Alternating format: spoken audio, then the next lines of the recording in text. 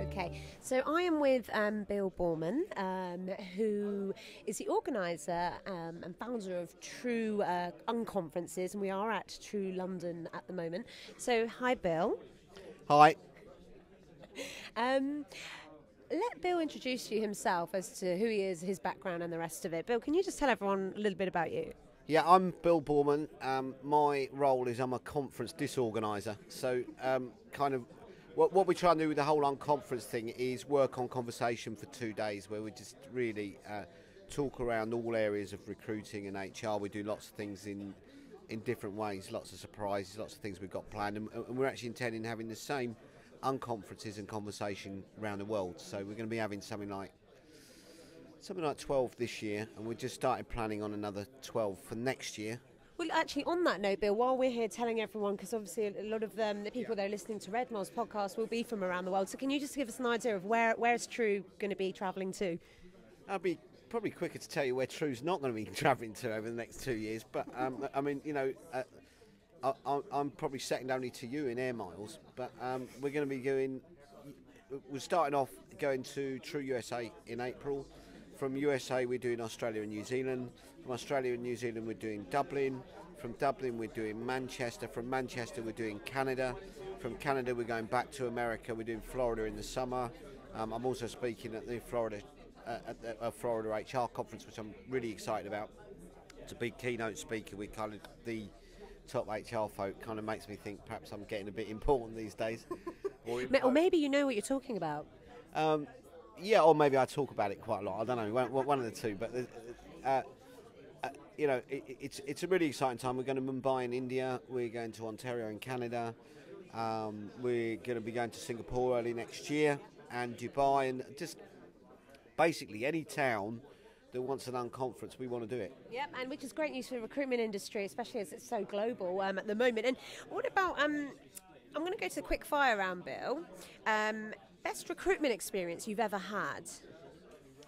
The last one. What was that? It's always good. It's always good. You know, when you talk about the best experience, I think there's been lots of highlights. There's been a hell of a lot of lowlights as well. And things. I was going to ask you that next, but yeah, you know, and there's been a lot of down points which have really made me think about it. But the thing with recruitment is there is always something happening. There's always something exciting. You know. It's always challenging. I've worked in recruitment for 27 years, in and around recruitment for 27 years.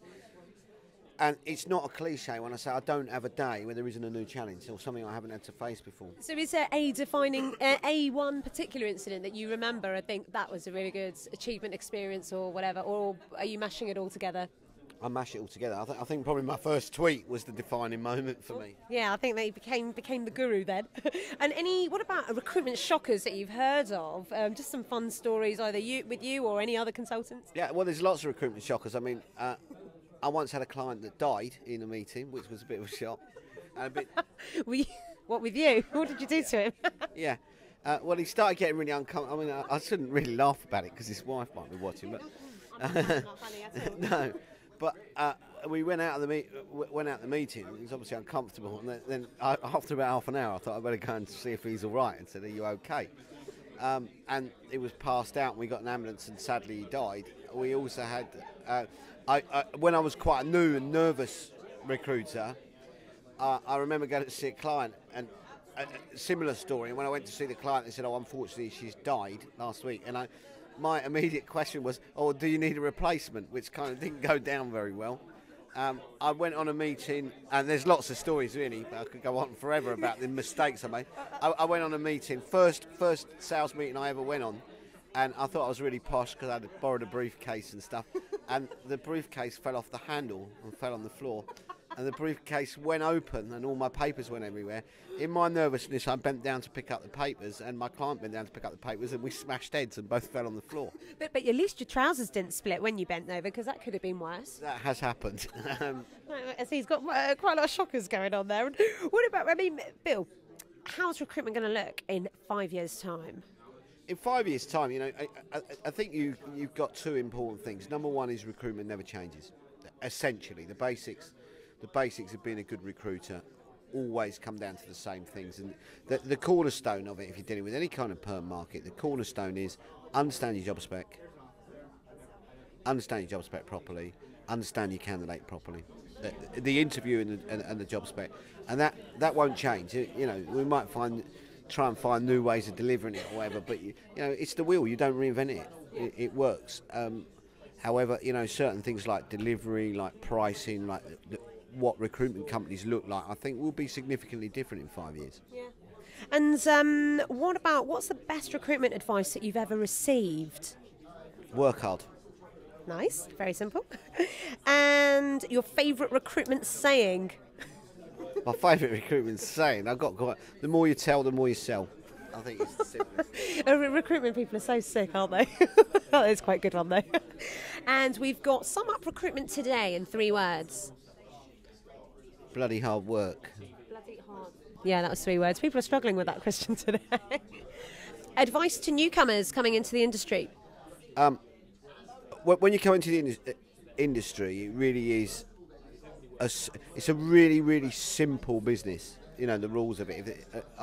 If it was anything like, I've had an excellent career, and if it was anything that was complicated, brain surgery, and anything like that, you know, I want to survive 5 minutes. So it's a really simple business in terms of the mechanics. It's just hard work. You have to work hard at it because you deal with people, and that's whether they're clients or candidates. And the most unreliable product is people. If anyone made a computer that was unreliable, as people are sometimes, then they'd go out of business.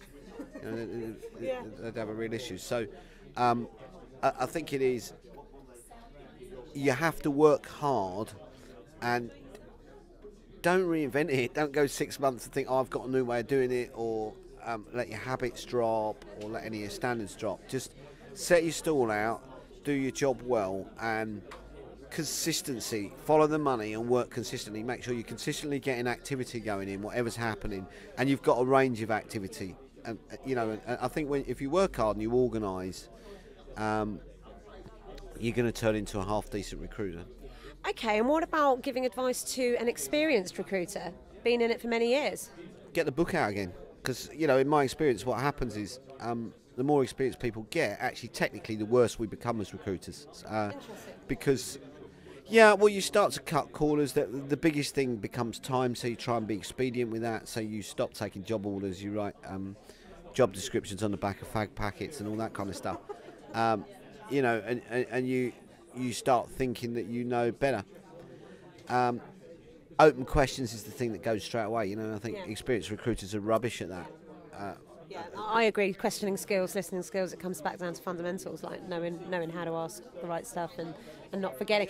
We want to get to know you a little bit better now. Everyone knows you as Bill Boorman, you know, social media, big following, all the rest of it, but we want to get a bit more personal now, so we're going to general rounds, okay? Favourite colour? Blue. What's on your iPods?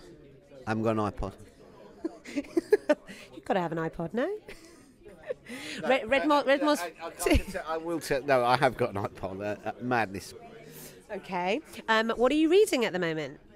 I don't read books. Biggest achievement? Can I add something to that? I read blogs. Yeah? Any particular, I don't know, blog writers that you rate at the moment?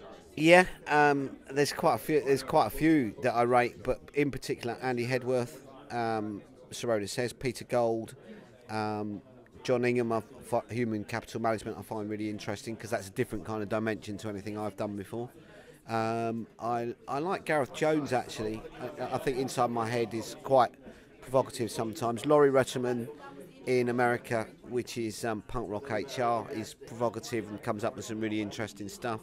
But I especially like reading stuff like the Trish McFarlane. I think, you know, her HR evolution stuff and everything is probably my blog of choice. There you go, viewers. Quite a few people there to follow and get reading on their blogs. Favourite holiday destination? Marbella. Nice. If you were PM for a day, Bill, what would you do? If I was Prime Minister for a day, I'd make sure Gordon Brown never got back into office. I'd put in some kind of rule that prevented that ridiculous government from happening. So that's why you spend your day, is it? That's how I'd spend my day, yeah. If you had a superpower for a day, what would it be? Actually, Bill has got a superpower. He doesn't sleep. I'd probably tweet a bit more. I was going to say, you probably need to sleep a bit more. Okay, and if you had a choice of freezing, burning to death or being eaten by a shark, what would it be? I don't think I'd be in either of those queues, really. I'm not going to kind of put my hand up. But, you know, if I had to do something, I think the shark would be a pretty cool way to go in terms of press. You know, you get a lot of newspaper coverage and that. Would be excellent for the brand. I was going to say, even selling in death. Yeah, correct. It'd be great for the brand. And finally, sum yourself up in 3 words. In 3 words, that's, I think I am, in 3 words that sum me up, recruiter, dad, Twitter. Nice. So thank you very much for sitting on the hot seat. Bill's very special, actually. I do like Bill very much. Very special. Newcomer certainly in my life, but yeah, big. He's supported Redmos in quite a strong way. So thank you so much. You're welcome. It's great. It's a great product. So, you know, I really like the concept of social learning. I think it's the way all training ultimately needs to go. Well, we look forward to maybe having you participating with a few of the Redmos exciting stuff that's coming up. So I'm sure that the viewers will be seeing more of Bill with us. Excellent. Look forward to it. Thank you, Bill. Good luck with the rest of the conference. Thank you. Thank you. Is that all right? No.